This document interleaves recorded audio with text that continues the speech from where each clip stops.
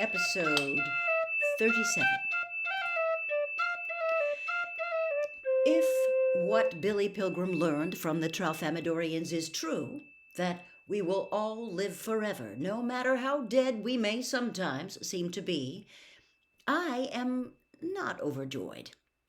Still, if I am going to spend eternity visiting this moment and that, I'm grateful that so many of those moments are nice.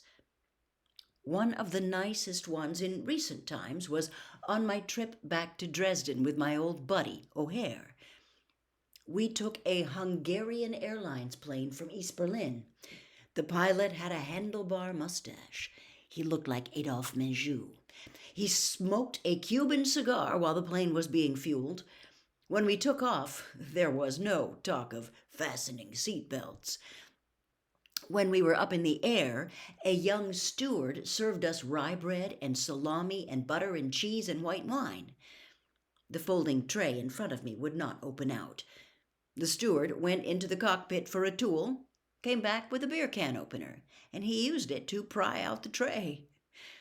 There were only 6 other passengers, and they spoke many languages. They were having nice times too.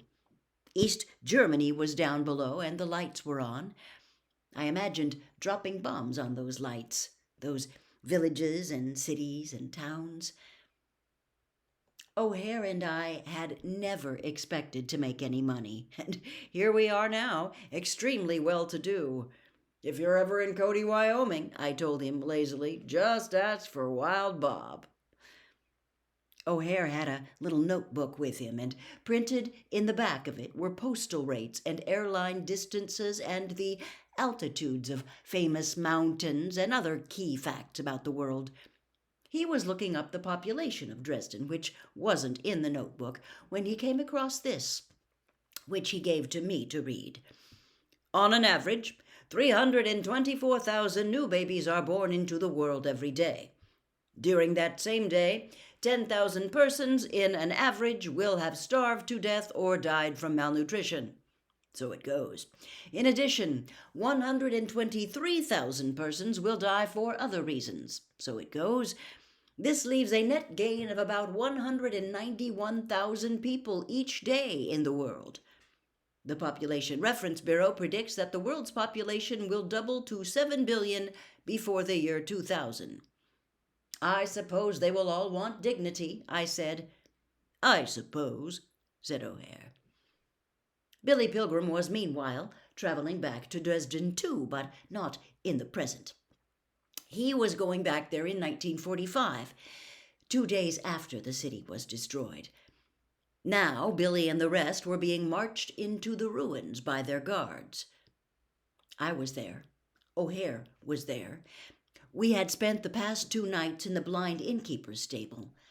Authorities had found us there, and they told us what to do. We were to borrow picks and shovels and crowbars and wheelbarrows from our neighbors. We were to march with these implements to such and such a place in the ruins, ready to go to work.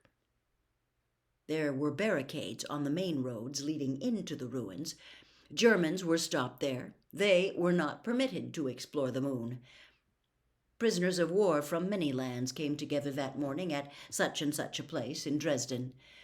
It had been decreed that here was where the digging for bodies was to begin. So the digging began. Billy found himself paired as a digger with a Maori who had been captured at Tobruk. The Maori was chocolate brown. He had whirlpools tattooed on his forehead and his cheeks. Billy and the Maori dug into the inert, unpromising gravel of the moon. The materials were loose, so there were constant little avalanches. Many holes were dug at once. Nobody knew yet what there was to find. Most holes came to nothing, to pavement, or to boulders so huge that they would not move. There was no machinery. Not even horses or mules or oxen could cross the moonscape. And Billy and the Maori and others helping them with their particular hole came at last to a membrane of timbers laced over rocks which had wedged together to form an accidental dome. They made a hole in the membrane. There was darkness and space under there. A German soldier with a flashlight went down into the darkness, which was gone a long time. When he finally came back, he told a superior on the rim of the hole that there were dozens of bodies down there. They were sitting on benches. They were unmarked. So it goes. The superior said that the opening in the membrane should be enlarged and that a ladder should be put into the hole so that the bodies could be carried out. Thus began the first corpse mine in Dresden. There were hundreds of corpse mines operating by and by. They didn't smell bad at first. They were wax museums. But then, as the bodies rotted and liquefied, and the stink was like roses and mustard gas. So it goes. The Maori Billy had worked with died of the dry heaves after being ordered to go down in that stink and work. He tore himself to pieces, throwing up and throwing up. So it goes. So a new technique was devised.